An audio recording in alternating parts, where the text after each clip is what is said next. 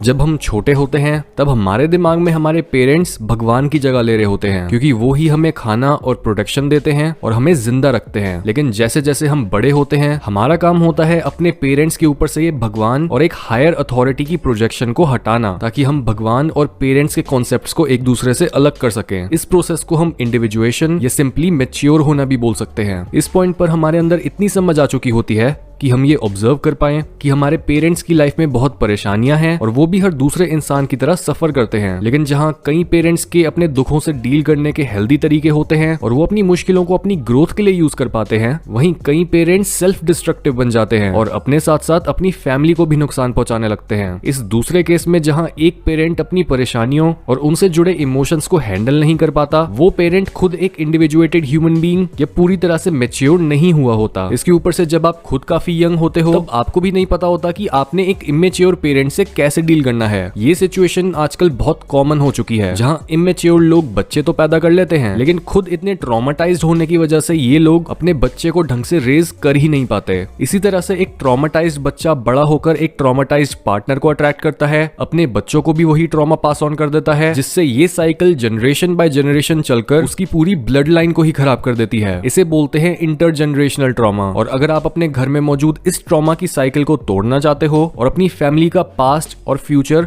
दोनों बदलना चाहते हो, तो सबसे पहला स्टेप यही होगा कि आप अपने पेरेंट्स के ऊपर से इस अथॉरिटी की इमेज को हटाओ। उन्हें वैसे देखो जैसे वो एक्चुअल में हैं। वो रिस्पॉन्सिबल और वाइज एडल्ट्स नहीं हैं जिनकी आपको हर बात सुननी है या फिर उनके गुस्से को इतनी ज्यादा इंपॉर्टेंस देनी है। आपके पेरेंट्स ट्रॉमेटाइज्ड बच्चे हैं जो साइकोलॉजिकली अपने बचपन में ही अटके पड़े हैं, और ऐसे में अगर आपके पेरेंट्स के बीच लड़ाइयां होती हैं तो वहां आपकी रिस्पॉन्सिबिलिटी होती है उसकी एक्चुअल सीरियसनेस को मेजर करना। फॉर एग्जाम्पल, अगर इन लड़ाइयों में फिजिकल अब्यूज इन्वॉल्व हो तो आपको सीधा सीधा किसी एक्चुअल अथॉरिटी की मदद लेनी चाहिए। अगर आपके दोनों पेरेंट्स आर्ग्यू करते रहते हैं तो उनको सिंपली समझाने, पास्ट की अच्छी मेमोरीज को याद करने और उन्हें अपने आप से ये क्वेश्चन करवाना चाहिए कि वो ऐसा क्यों कर रहे हैं और उनके एक दूसरे की कौन सी बातें मानने पर ये लड़ाइयां कम हो सकती हैं। क्योंकि बहुत बार वो काफी छोटी छोटी बातें होती हैं जिन्हें एक इंसान इजीली फिक्स कर सकता है। जैसे अगर आपके एक पेरेंट को आपके दूसरे पेरेंट का उन्हें स्पेस न देना गुस्सा दिलाता है, वो कहीं जाते हैं तब भी टोकाटाकी होती है और कुछ भी करते हैं तब भी, तो ज्यादातर केसेस में ये प्रॉब्लम सॉल्व हो सकती है दो लोगों के आपस में बात करने से और ये डिसाइड करने से कि वो दोनों अब एक दूसरे को स्पेस देंगे और उन स्पेसिफिक बातों के लिए एक दूसरे को नहीं टोकेंगे। हाउएवर, अगर आपके घर में सिर्फ एक पेरेंट ऐसा है जो गुस्सा करता है और लड़ता है और दूसरे पेरेंट को उनका सारा गुस्सा सहना पड़ता है, तो उस केस में आपको उस वल्नरेबल पेरेंट को प्रोटेक्ट करना चाहिए। ये पेरेंट आपके पापा भी हो सकते हैं और मम्मी भी। नाउ ये तो हैं शॉर्ट टर्म सॉल्यूशंस जिन्हें ढंग से यूज करने पर आपकी प्रॉब्लम वहीं पर खत्म हो सकती है। लेकिन अगर हम लॉन्ग टर्म की बात करें तो आपका गोल यही होना चाहिए कि आप अपने घर की प्रॉब्लम्स को सॉल्व करने में अपना 100% दो। लेकिन अगर आपके पेरेंट्स अभी अपने आप को बेहतर बनाने के लिए रेडी नहीं हो पा रहे तो आपको अपनी पढ़ाई या काम पर फोकस करना चाहिए ताकि इवेंचुअली आप इस टॉक्सिक एनवायरनमेंट से बाहर निकल पाओ। यहाँ पर यह समझना जरूरी है